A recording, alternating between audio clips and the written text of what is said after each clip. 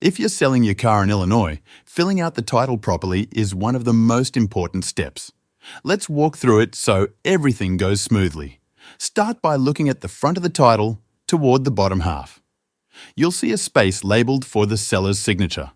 Use black or blue ink and make sure your name matches exactly how it's printed on the title. Right below that, print your name again, just as it appears above. Don't make any scribbles or use correction fluid. Mistakes can void the title and delay the sale.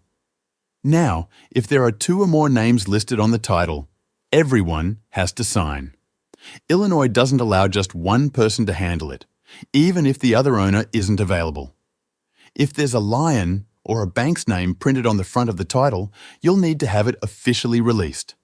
That means either the lien holder signs off directly on the title or gives you a separate lien release letter. If you've lost the title, you can request a duplicate. Just know that it takes about 4 to 6 weeks, whether you apply by mail or in person. There's a $50 fee for replacement, and unfortunately, you can't do it online right now.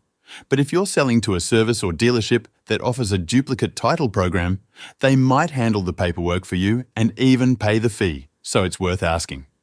Once the title is filled out and any liens are cleared, hand the signed title to the buyer. That's it on your end. If you need to reach the Illinois DMV or track your title replacement, head to their official website or visit their office in Springfield. Keep things neat, use the correct ink, and double-check the details, and your title transfer should go off without a hitch.